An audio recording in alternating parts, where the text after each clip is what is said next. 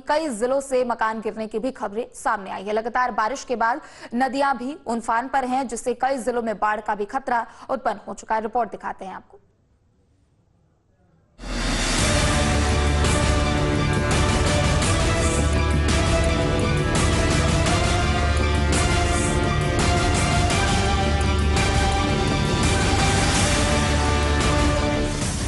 UP में बारिश की मार, मचा हाहाकार। कई जिलों में गिरे मकान, मची चीख पुकार। जगह जगह जल भराव, जीना हुआ मुहाल। उफान पर नदियां, बाढ़ जैसे हालात। यूपी में लगातार आम जनजीवन पर बुरा असर पड़ रहा है। जगह जगह कच्चे मकानों के गिरने की खबरें सामने आ रही हैं।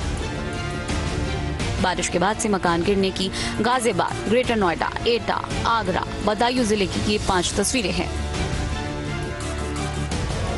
लगातार बारिश की वजह से गाजियाबाद के लोनी बॉर्डर इलाके में छत गिरने से एक महिला की मौत हो गई, जबकि उसकी 2 बेटियां गंभीर रूप से घायल हो गई।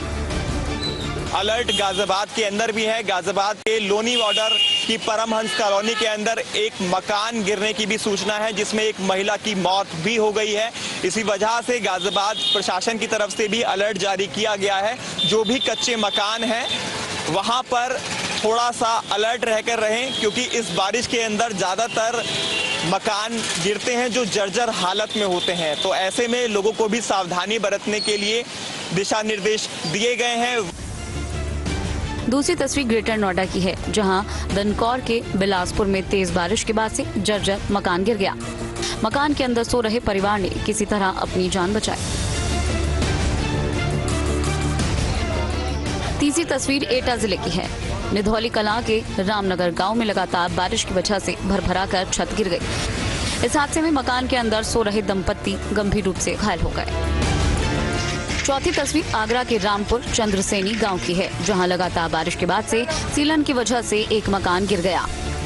एक ही परिवार के 4 लोग मलबे में दब गए। स्थानीय लोगों ने मलबा हटाकर लोगों को बाहर निकाला। घायलों को आगरा के अस्पताल में भर्ती कराया गया, जहां एक महिला की मौत हो गई।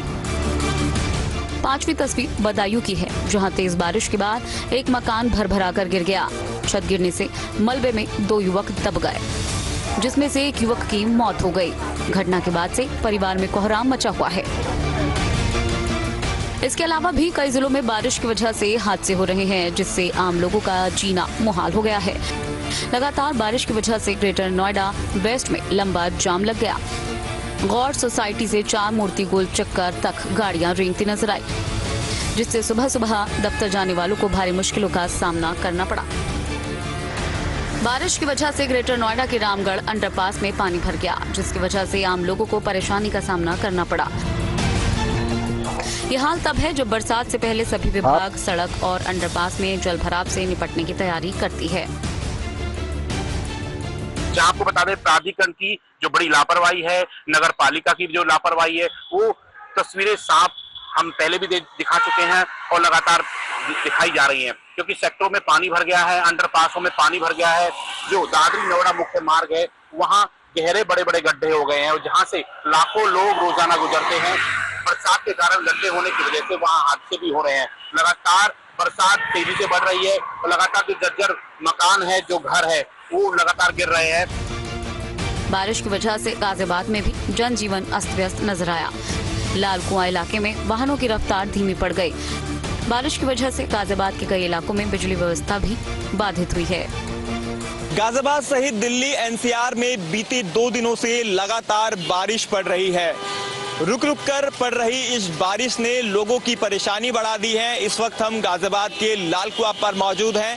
बारिश की वजह से सड़कों पर जलभराव हो गया है। तस्वीरों में आप देख सकते हैं, मैं बीजे से कहूंगा तस्वीरें आपको दिखाएं जलभराव की। सड़क पर किस कदर पानी इकट्ठा हो गया है, क्योंकि बारिश कभी रुक जाती है तो कभी तेज पड़ने लगती है और अभी आप देख सकते हैं बारिश एक बार फिर से तेजी के साथ पड़ना शुरू हो गई है। आसमान में काले बादल छाए हुए हैं, लंबा ट्रैफिक जाम भी देखने को मिल रहा है। उसकी वजह है जल भराव, क्योंकि आगे जो आप देख रहे हैं NH9 दिल्ली मेरठ एक्सप्रेसवे जो हाईवे जा रहा है उसके नीचे पानी भरा हुआ है और पानी के भरने की वजह से लंबा ट्रैफिक जाम लगा हुआ है NH91 पर। मैं दूसरी तस्वीरें भी आपको दिखाना चाहूंगा दूसरी तरफ की। यहाँ पर भी आप देखेंगे तो NH से नीचे उतरने वाली जो सड़क है उस पर आप देख सकते हैं किस तरह से जल भराव यहाँ पर हुआ है। हालांकि नगर निगम का जो पानी निकालने के लिए यहाँ पर टैंकर है वो मौजूद है और जो लोग हैं वो छाता लेकर बाहर निकल रहे हैं ताकि बारिश से बच सकें। लगातार बारिश की वजह से नदियां उफान पर हैं। आगरा में चंबल नदी के जलस्तर में तेजी से बढ़ोतरी हो रही है।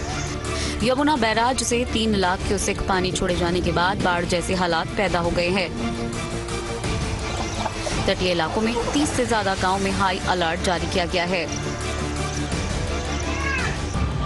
पिछले कुछ दिनों से लगातार हो रही बारिश और कोटा बैराज से लगभग 3 लाख क्यूसेक पानी छोड़े जाने के बाद चंबल नदी का जलस्तर लगातार तेजी से ऊपर उठ रहा है। यानी कि जल्द ही चंबल में बाढ़ जैसी स्थिति दिखाई देगी।